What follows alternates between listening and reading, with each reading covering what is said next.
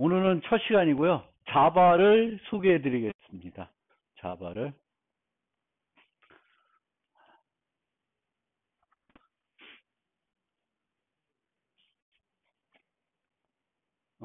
우리가 프로그래밍 언어를 이해할 때 그 프로그래밍 언어가 언제 만들어졌고, 왜 만들어졌고, 그런 거를 이해하면 그 언어가 가지고 있는 특성들을 이해하기가 쉬워져요. 그래서 그런 면에서 자바의 탄생 배경, 왜 자바를 그 개발자에 만들게 됐는지 좀 살펴보고 자바가 가지고 있는 자바의 특성을 좀 살펴보겠습니다. 그 다음에 끝에 가서는 이제 객체지향, 자바를 이용한 객체지향 프로그래밍에 대해서 기존의 구조화 프로그래밍하고 어떤 차이점이 있는지 두 가지 보여드릴 텐데 그거를 좀 설명드리고, 그리고 우리가 프로그래밍을 좀 재밌게 그래도 해보려고 그러면은 키보드로부터 데이터를 입력받고 화면에다가 뭔가 계산된 결과를 출력해 봐야 되겠죠. 그래서 자바에서 콘솔로 출력하고 키보드로부터 입력하는 방법에 대해서도 첫 장에서 살펴보겠습니다. 자, 자바의 역사. 요 두 사람이 만들었습니다.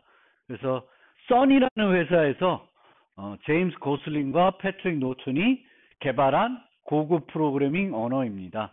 저 써니라는 회사는 지금은 없는 회사예요. 그래서 제가 대학 다닐 때만 해도 석박사 할 때만 하더라도 컴퓨터 시장이 PC라는 시장이 있었고 중형 컴퓨터라는 시장이 있었고 대형 컴퓨터라는 시장이 있었어요. 근데 지금은 중형 컴퓨터라는 시장이 거의 사라졌어요. 왜냐하면 PC가 그만큼 성능이 좋아졌기 때문에 그래요. 그래서 그 당시에 중형 컴퓨터 중에서 가장 인기가 많았던 게 선에서 개발했던 제품들이에요. 선 또는 뭐 HP 뭐 이랬는데 그런 중형 컴퓨터들이 더 이상 이렇게 보급이 안 되다 보니까 팔리지 않다 보니까 오라클에서 선을 인수했습니다. 그래서 이제 자바는 현재는 오라클에서 DB 회사죠. DB 회사 유명한 오라클에서 이제 자바를 계속 발전시키고 있습니다. 이 사람들이 그러면 왜 자바라는 언어를 만들었냐? 이 사람들은 TV와 같은 가정용 가전제품을 위한 인베이디 소프트웨어를 개발할 때 사용할 프로그래밍 언어를 새롭게 만들어보자. 왜냐하면 요 당시만 보면 인베이디라는 것이 이제 활성화될 이렇게 좀 발전할 거라고 이제 이 사람들이 좀 미리 예측을 해가지고 그런 시장을 이제 선점하기 위해서 이런 언어를 만들어가지고 한번 뭔가 팔아보자. 뭐 이런 목적을 갖고 만들었어요. 그런데 인베이디드 소프트웨어라는 거를 목표로 했기 때문에 일반적인 응용을 개발했을 때하고는 조금 성격이 다릅니다. 어떤 성격이 다르냐?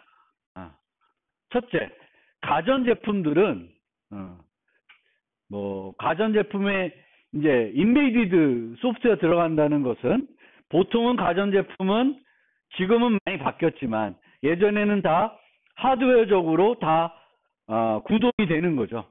근데 지금은 소프트웨어적으로 어떤 기능들이 동작을 할 수 있습니다. 근데 소프트웨어적으로 어떤 기능이 동작한다는 것은 그 장치에, 그 제품에 뭐가 들어가 있는 거예요. 컴퓨터와 마찬가지로 CPU라는 것이 들어가 있는 것이고요. 그리고 또 뭐가 필요해요? 메모리가 있어야 되겠죠. 프로그램이 상주하는 메모리가 필요합니다. 그래서 가전제품에 CPU와 메모리를 올려가지고 거기서 프로그램, 소프트웨어가 실행이 돼가지고 어떤 기능들, 가전제품에서 필요한 기능들이 수행되는 거예요. 그러면 그런 소프트웨어들을 우리가 필요한 게 개발해야 되겠죠. 그럼 그걸 개발할 때 뭐 복잡한 언어 쓰는 것보다는 간단한 언어를 가지고 개발했으면 좋겠죠. 그래서 이 사람들이 이제 자바라는 언어를 만들었는데 그 당시에 이제 가전제품 업계들을 보면 뭐 미국 회사들도 있고 제너럴 일렉트로닉스 같은 일본 회사들, 유럽 회사들, 또 국내에 보면 삼성, LG 등 많은 회사들이 있었는데 PC 시장은 인텔이 CPU를 다 거의 석점한 상태이지만 일반적인 그런 가전제품의 CPU들은 가지각색이었어요. 그래서 어떤 프로그램이 CPU에서 어떤 특정한 CPU에서 동작하려 그러면 고급 프로그램 언어로 개발된 것을 뭘 해줘야 돼요? 번역을 해줘야 되죠. 기계어로. 우리가 C에서 PC에서 프로그램 돌리려면 C로 프로그램 짠 다음에 컴파일러로 컴파일하면 기계어가 나오는 거죠. 기계어로. 그럼 그 기계어는 누가 이해하는 언어예요? CPU가 이해하는 언어죠. 그래서 다양한 CPU들, 다양한 종류의 CPU가 있을 때 그런 환경에서 내가 프로그래밍 언어를 개발하고자 한다. 그러면 크게 두 가지 방법이 있을 수 있을 거예요. C와 같은 형태로 한다는 것은 뭐가 필요한 거예요? C는 프로그램을 C로 만든 것을 컴파일 해가지고 기계어로 번역을 하죠. 그렇죠? 그러면 CPU가 종류가 뭐 한 5개 있다. 다 달라요. 그럼 이해하는 기계어들이 다르다는 거예요. 그러면 어떤 코드가 있으면 .c가 있다. 그러면 이 CPU에서 다 돌리고 싶으면은 뭐가 필요해요? 각각의 컴파일러들이 필요하죠. 컴파일러들이 필요해요. 그래서 이런 식으로 컴파일러들을 각각 CPU에 맞게끔 개발해서 보급할 수가 있습니다. 내가 언어를 하나 만들었다. 근데 그 언어가 다양한 CPU에서 돌아가야 돼요. 그러면은 그 언어를 쓸 수 있게끔 다양한 그 CPU를 번역할 수 있는 컴파일러들을 N개면 N개 만들어야 되겠죠. 근데 이렇게 하는 거를 얘네들은 비용도 많이 들고 어렵고 그래서 좀 다른 방법을 썼어요. 그 방법이 뭐냐면은 컴파일러를 만들지 않고 여기다가 번역기를 그러니까 자바 버추얼 머신이라고 하는 가상 기계 그러니까 여러분들이 이해하기 쉬운 방법으로 설명하면 에뮬레이터라는 거 혹시 아세요? 에뮬레이터? 뭐 옛날 뭐 오락을 PC에서 돌리고 싶다. 그러면 그 환경이 다르잖아요, 옛날. 그럼 그 옛날 환경을 흉내낼 수 있잖아요. 흉내내주는 게 에뮬레이터예요. 뭐 예를 들면 저는 이렇게 맥 컴퓨터를 쓰는데 맥에다가 윈도우를 돌리고 싶으면은 윈도우를 에뮬레이트 해주는 가상기계를 설치하면 돼요. 뭐 자바 VMware라든지 패러렐이라든지 뭐 이런 걸 설치하게 됩니다. 마찬가지로 자바도 이런 얘네들한테 각각 만들어서 여기서 애들이 요 코드를 받아서 실행하게끔 만들었습니다. 그래서 자바는 요 자바 프로그램은 기계어로 번역하지 않고 중간 코드라는 걸로 번역을 합니다. 중간 코드. 왜 중간 코드라 그러냐? 기계어가 아니기 때문에 그래요. 고급 프로그램 언어는 아니지만 중간적으로 사용되는 코드다 그래서 중간 코드라 그러고 이 중간 코드는 바이트 단위로 무슨 의미를 가져서 바이트 코드라고도 그래요. 그래서 자바는 자바 컴파일러가 있는데 이 컴파일러는 기계어로 번역하지 않고 뭘로 번역해요? 중간 코드라는 걸로 번역을 합니다. 그럼 이 중간 코드는 어떤 컴퓨터에서 실행이 되려면 뭐가 있어야 되냐면 이 중간 코드를 요 CPU로 다시 번역해주는 실행시켜주는 JVM이라고 하는 시스템 소프트웨어가 있으면 이 JVM이 얘를 한꺼번에 몽땅 컴파일러가 번역하는 게 아니라 다시 기계어 번역하는 게 아니라 한 줄씩 번역해요. 한 줄씩. 그걸 인터프리터 방식이라고 그러는데 베이직 언어들이 보통 그렇게 써요. 그래서 줄 단위로 번역하면서 실행해 주는 거예요. 그러면 이렇게 실행하면은 또 기존의 C에서 실행했을 때하고의 큰 차이가 있어요. 어떤 차이가 있냐? C에서는 C를 번역하면 이제 exe 파일이 만들어지는데, 실행 파일이. 이 실행 파일을 실행하고 통제하는 주체는 누구예요? 컴퓨터에서. 이 exe 파일을 실행하고 통제하는 주체는 누가 돼요? 이 컴퓨터가 돌아가려면 뭐가 깔려 있어야 돼요? 네? OS, 그쵸. 운영체제가 있어야 되죠. 그래서 요 exe 파일을 실행하고 통제하는 주체는 운영체제예요. 윈도우면 윈도우, 맥이면 맥. 근데 운영체제에서 실행하는 게 아니라 누가 통제를 해요? JVM이 통제를 하게 됩니다. 그러니까 프로그램 실행에 대한 전반적인 통제를 할 수 있어요. 얘가. 그것이 또 자바의 큰 특징이에요. 프로그램 실행을 통제를 할 수 있다. 관리를 할 수 있다. 운영체제한테 맡기는 것이 아니라 스스로 통제할 수 있습니다. 그래서 이게 중요한 특징입니다. 사람들이 가전제품을 위한 프로그래밍 언어를 만들었는데 그렇게 만들어 보니까 다양한 CPU에서 돌아가는 프로그램 환경이 필요한 거예요.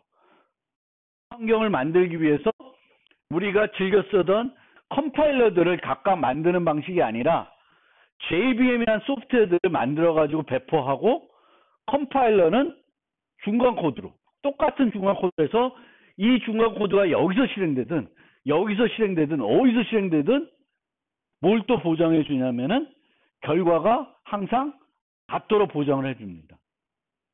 그게 손목시계에서 동작하든 핸드폰에서 동작하든 어디서 동작하든 자바 프로그램은 결과가 동일합니다.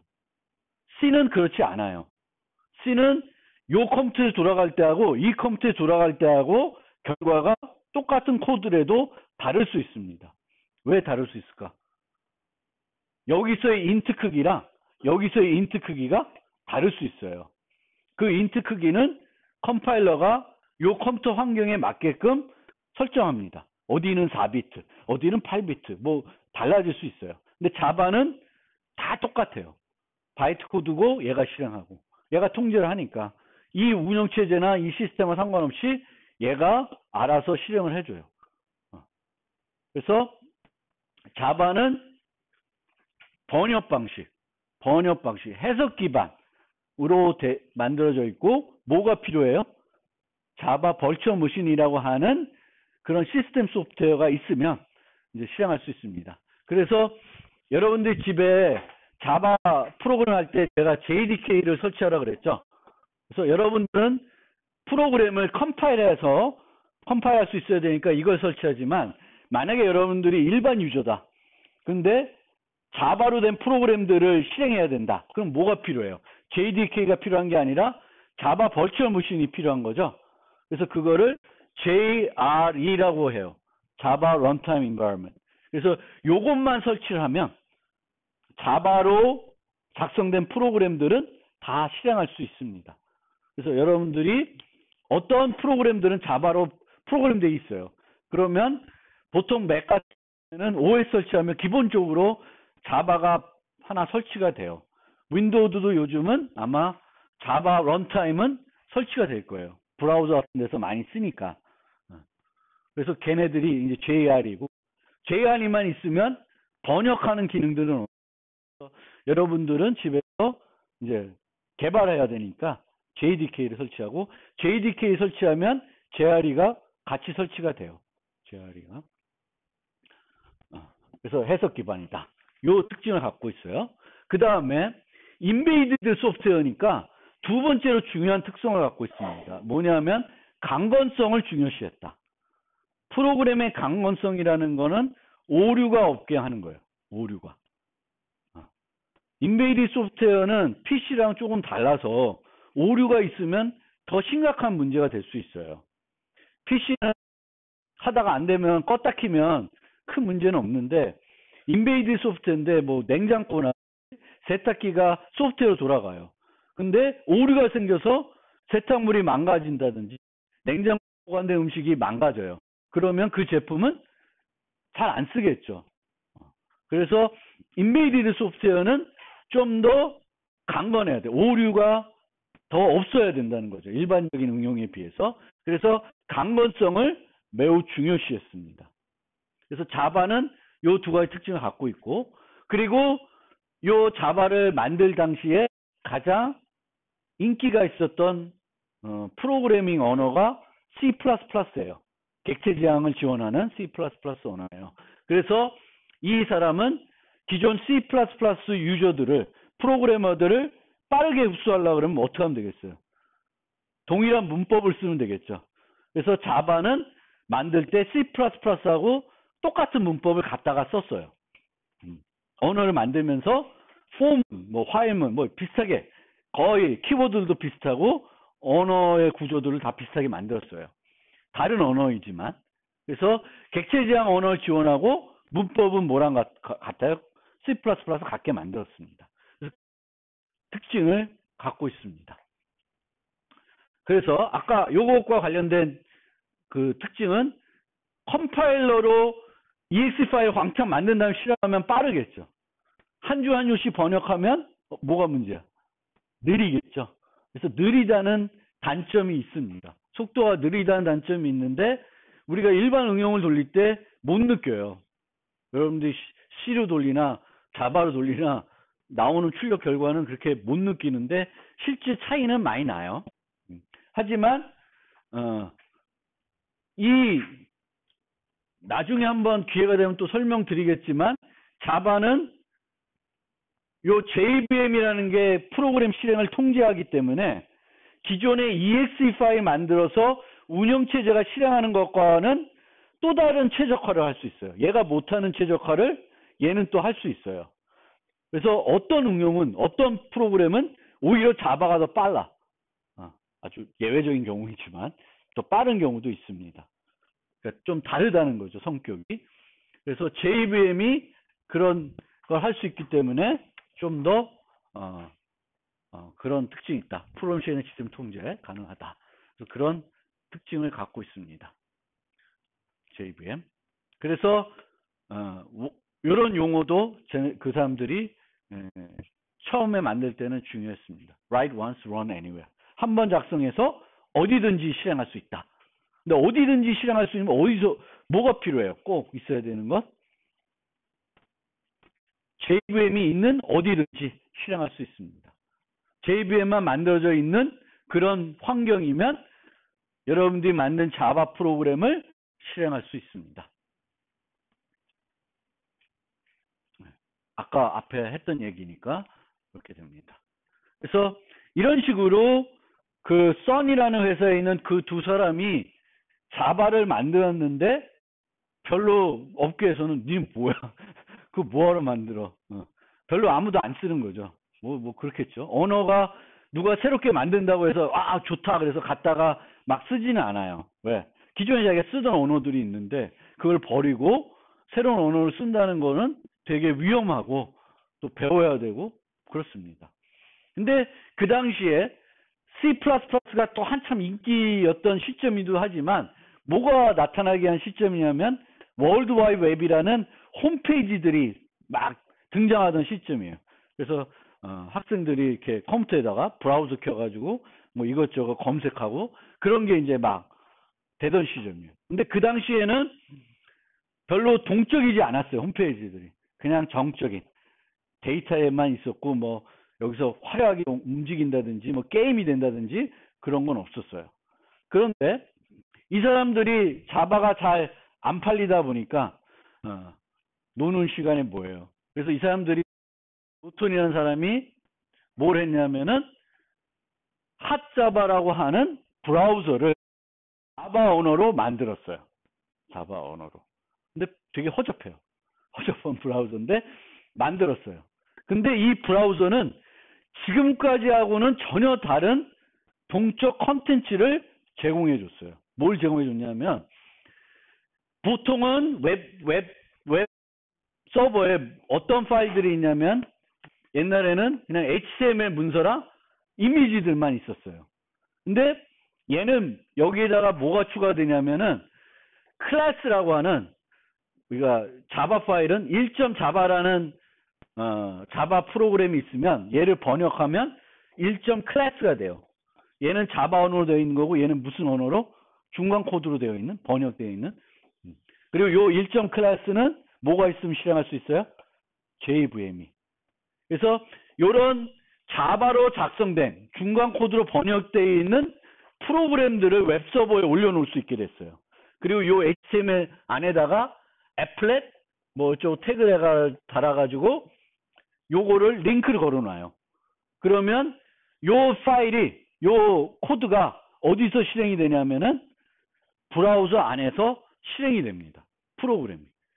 프로그램이 브라우저 안에 실행된다는 것은 뭐가 가능하다는 거예요? 뭐든지 다 가능하다는 거예요. 그렇죠? 프로그램으로 뭐 여러 가지 짤 수 있겠죠. 그러니까 프로그램을 짜서 컨텐츠를 제공해 준다. 그런 게 지금까지는 웹에서 없었던 거예요. 아주 간단한 것도 있었는데 근본적으로는 잘 안 된 거예요. 그런데 되는 거예요. 왜? 뭐만 있으면 돼요. 얘는 JVM만 있으면 실행할 수 있는 거 아니야. 브라우저에 자바 JVM을 이용해서 실행된 코드를, 결과를 여기다만 보여주면 되니까. 그래서 헛자바는 기존에 없었던 인터넷 웹서버에 올라와 있는 코드를 다운받아서 웹브라우저 화면에서, 여러분들이 브라우징 화면에서 프로그램을 실행할 수 있게 해줬다. 그게 웹 동적 컨텐츠라는 시장에 되게 큰 의미를 가져다 줬어요. 그래서 사람들이 자바 대단하다. 이게 가능했던 이유는 이런 방식을 썼기 때문에 그렇죠. 이게 컴파일 방식이었으면 그렇게는 안 됐죠. 이게 컴파일은 자바 파일 있다. 그럼 그 기계로 와서 번역돼서 만들고 막 이래야 되는데, 얘는 JVM만 있으면 다 실행할 수 있으니까 어디서든지 결과도 똑같고 실행할 수 있기 때문에 이제 그게 가능해진 거였어요. 그래서 갑자기 자바가 엄청나게 보급되고 인기가 급성장을 했습니다. 그리고 지금까지 이제 발전을 해오고 있습니다. 그래서 제가 학교 다닐 때 즐겨 보던 이 애플렛이 이건데, 야구, 미국. 제가 학교 다닐 때는 가장 수업도 안 해. 박찬호가 경기하면. 미국 LA 다저스 박찬호가 막 경기할 때는 수업도 안 하고 TV 보거나 컴퓨터에서 요걸 켜놓고 보고 있었어요.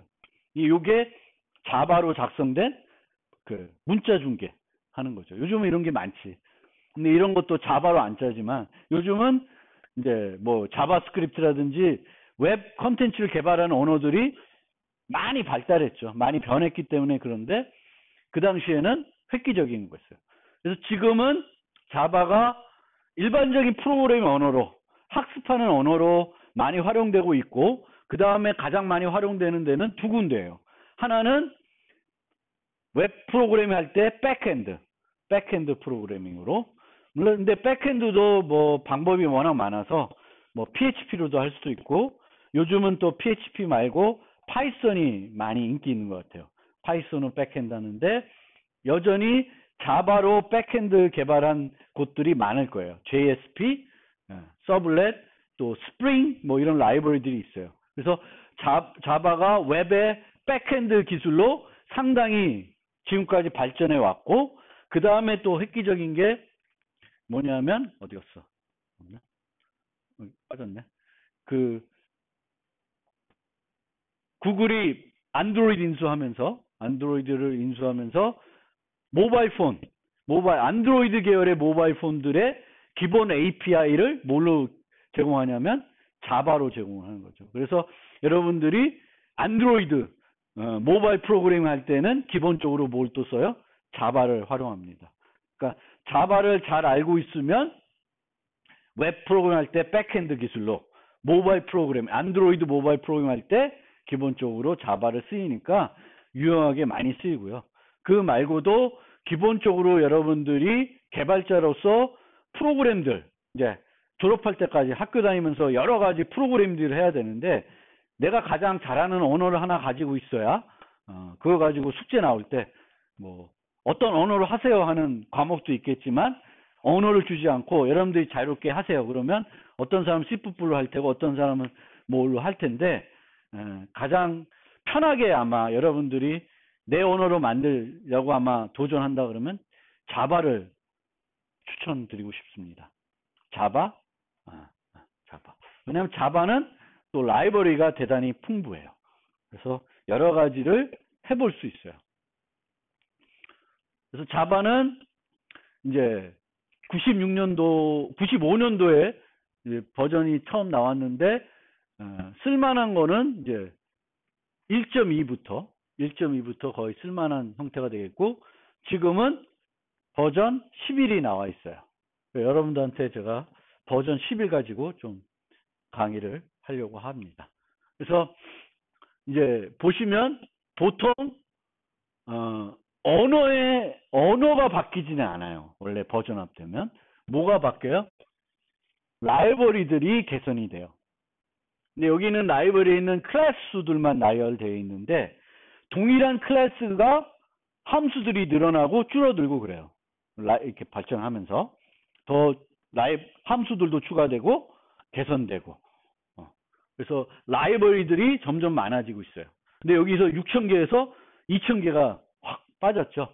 그래서 이렇게 10에서 11 오면서 안 쓰는 오래된 라이브러리들을 다 빼버렸어요. 일반적인 라이브러리 말고 조금 다른 데서 특수한 응용할 때 사용되던 그런 라이브러리들을 기본에서 빼냈습니다. 그리고 우리가 쓸 자바 FX도 기본에서 빼냈어요. 얘네가 자바 11 되면서 약간 그 정책을 조금 바꿨어요. 그래서 옛날에 자바는 프리고 지금도 뭐 프리인데, 지금은 이제는 상업적으로 뭔가 쓰다 그러면 라이센스비를 아마 내야 될 거예요. 그래서 그런 것들이 조금씩 바뀌고 있습니다. 물론 여기 보시면 중요한 언어들이 좀 이렇게 언어의 기능들이 바뀌고 있고, 5점대하고 8 이때 가장 크게 중요한 요소들이 새롭게 들어왔습니다. 그리고 지금부터 10부터 말씀드리면, 지금부터는 이제 자바가 6개월에 한 번씩 새 버전을 낸다고 합니다. 6개월에. 그래서 3월과 9월에 버전이 나와요. 그러면 3월, 지금 3월이지. 그러면 좀 있으면 뭐가 나올까? 자바 12가 나와요. 이렇게 나오면 교수가 불편해요. 계속 업데이트 해야 되잖아. 근데 여러분들도 프로그램들이 이렇게 버전업이 되면 그 버전업을 잘 따라갈 필요는 있어요. 얘가 불필요한 내용들을 추가하거나 그러진 않아요. 다 필요한 기능들이니까. 요즘은 개발자들의 요구가 많아지니까 그 개발자들이 다른 언어로 도망가는 것을 막기 위해서 자꾸 언어들의 개발자들이 요구하는 사항들을 반영시키고 주고 있어요. 그런 면에서 C++, 자바 등등도 계속 버전업을 하고 있습니다. 그러니까 C++도 한때는 거의 버전업 안 하다가 지금부터는 6년 주기로, 크게는 6년 주기로, 짧게는 3년 주기로 버전업 하고 있습니다. 그래서 C++ 11, 14, 17, 지금은 이제 2017, 17 버전이 나오고 있고, 좀 있으면 C++ 20이 나올 거예요. 그렇게 나오는 이유들은 개발자들이 자꾸 요구하는 것들이 많아지고, 근데 그렇게 요구하는 게 많아지다 보면 언어들이 갖고 있던 기능들이 비슷해지는 또 특징이 있습니다. 그러니까 자바에는 함수형 프로그래밍인 게 없었는데 들어오는 거예요.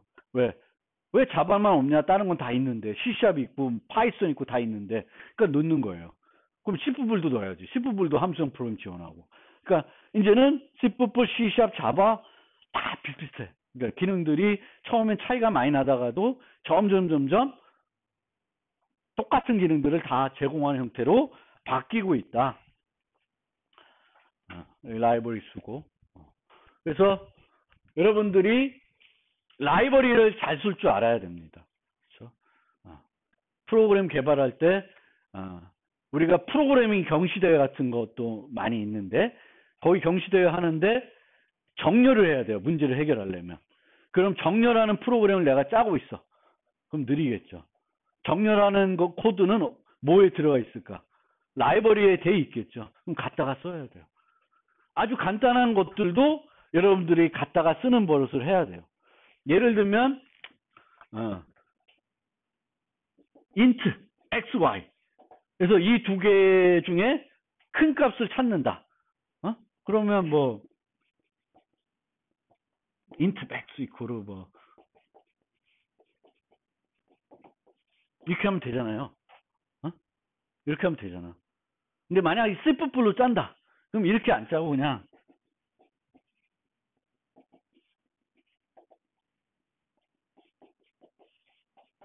이렇게 두면 max라는 함수가 있거든요.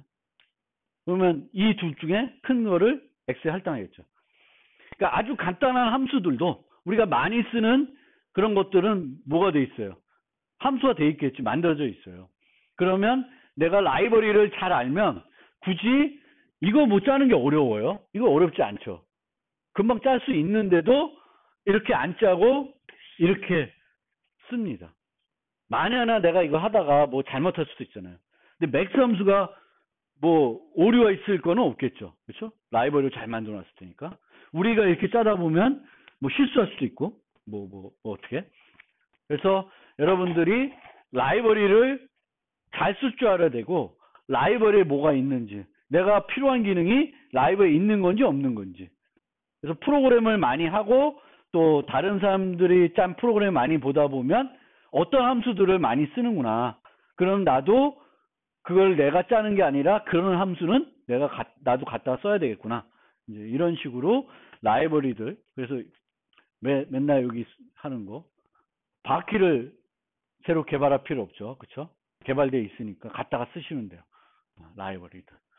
그래서 내가 라이브러리를 쓰면 성능도 향상될 수 있고 보통 내가 짜는 것보다는 라이브러리가 짜는 게 라이브러리가 더 빠르게 구현이 되어 있을 거고 빠르진 않더라도 강건할 거예요. 그리고 코드의 가독성도 향상될 수 있어요. 이건 그렇지만 이걸 딱 보면 많이 쓰는 사람들은 뭐 하는 건지 금방 들어와요. 최대값 찾는 거구나. 라이브에 있는 거 쓰면 개발자들은 보면 쉽게 뭐 하는지 이해할 수 있는데 여러분들이 디파인한 함수를 부르고 막 있으면 또 그 함수 가서 그 함수 뭐 하는 건지 봐야 되잖아요. 그래서 물론 라이브러리를 잘 활용해야 되겠지만 아직은 학습하는 단계니까 이제 조금은 병행할 필요는 있죠. 내가 짜봐야 될 건 짜보고 활용할 건 활용하면서 이제 내 수준에 맞게 익혀야 됩니다. 그럼 자바의 장점은 뭐냐? C++ 문법을 그대로 차용했습니다. 그래서 C++ 언어를 잘 알면 자바에 크게 차이가 나지 않습니다. 기본적으로 비슷해요. 뭐 기본적인 것들은. 그리고 문법이 C++보다는 단순해요. C++에는 문법이 대단히 복잡해요. 여러분들이 이제 C++ 배운 사람 알겠지만 문법이 매우 복잡하다. 근데 자바는 문법이 되게 단순하고 C++에서 뭔가 강건성을 해치거나 불필요하다고 느끼는 요소들은 도입하지 않았습니다. 그러니까 C++에는 연산자를 재정의 할 수 있어요. 아세요? 연산자? 클래스, 사용자 타입에 플러스라는 연산자를 정의해가지고 쓸 수 있습니다. 학생이라는 타입을 정의하는데 거기에 플러스라는 연산자를 정의해 학생 데이터끼리 덧셈을 할 수 있는 거예요. 근데 자바는 그런 거를 도입 안 했어요. 오히려 문제가 될 수 있으니까. 그래서 자바는 C++ 문법을 그대로 차용했는데 되게 단순하다 문법이.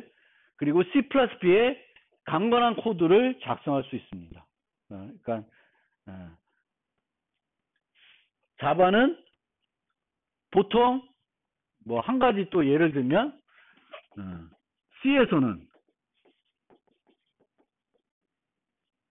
n 이퀄 2.5 n은 정수죠. 2.5는 부동소수예요. 그럼 부동소수가 정수에 대입이 원래 안 되잖아요. 근데 이게 C에서는 에러가 아니에요. C++ 가면 워닝 정도는 줘요. 그럼 이 n에 뭐가 들어가요? 2밖에 안 들어가 있죠. 정수밖에 수요 못하니까. 근데 자바에서는 이렇게 하면은 문법 오류예요. 문법 오류. 이거는 문법 오류다. 니네 이거 원하고 싶으면 의도를 명확하게 해라. 그래서 이렇게 해야 돼요. 타입 변화. 내가 2.5를 정수로 바꿔서 넣겠다. 이렇게 하면 내가 알고 하는 건지 실수로 이렇게 한 건지 모르는 거예요. 그래서 자바는 이럴 때 워닝을 주는 게 아니라 에러를 줍니다.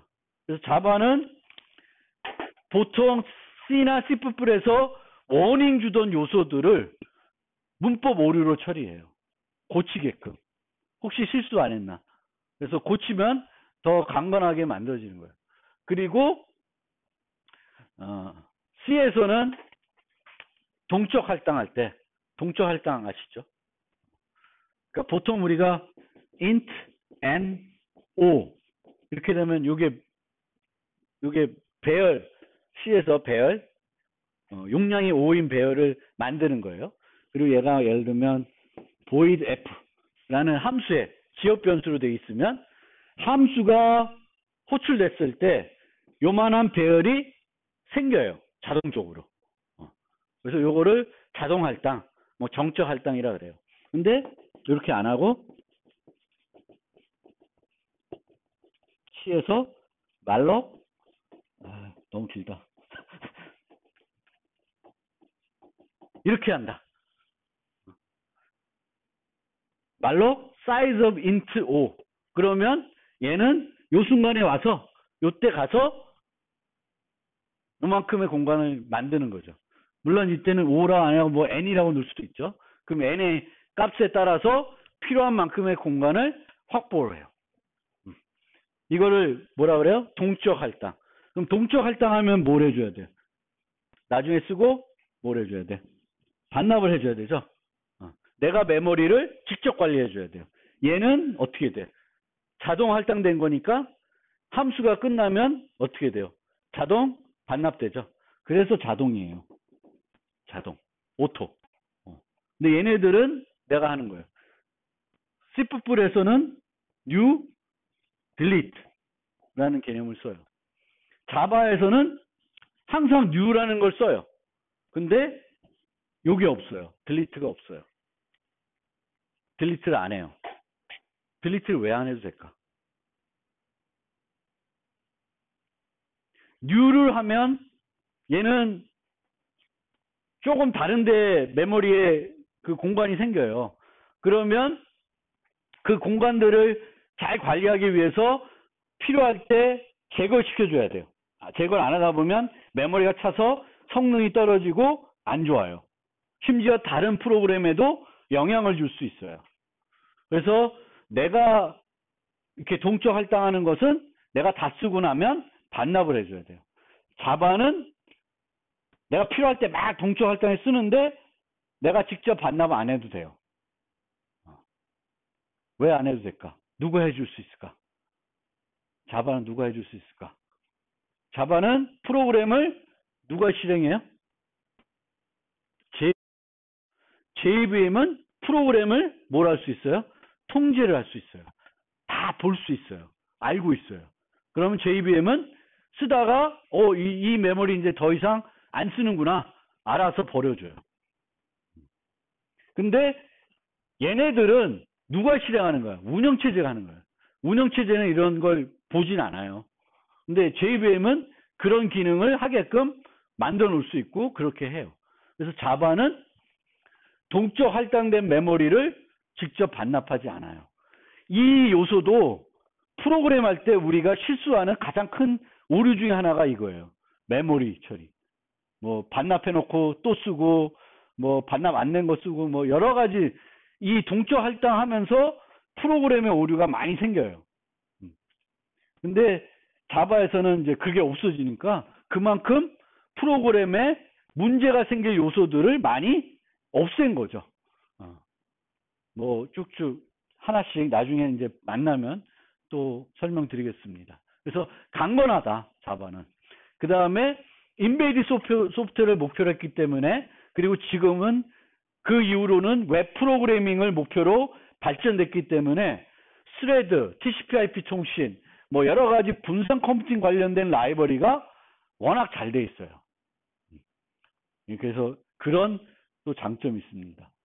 C++에서 이런 걸 하려고 그러면 힘들어. 근데 자바는 비교적 쉽게 이런 분산 컴퓨팅, 프로그래밍을 쉽게 해볼 수 있습니다. 그래서 뭐 요거는 그냥 한번 보세요. 자바가 그 만든 사람들이 강조했던 기능들입니다. 요 검게 크게 돼 있는 요 용어들이. simple, distributed, robust, 강하다, 강건하다, secure, 뭐 이렇게 됩니다. 한번 보시면 되겠고. 자바 프로그램은 크게 독립 응용이 있고 애플렛이 있는데, 애플렛은 이제 브라우저에서 실행되는 거예요. 근데 요즘은 이제 이걸 거의 안 쓰니까 그렇게 보시면 되겠고.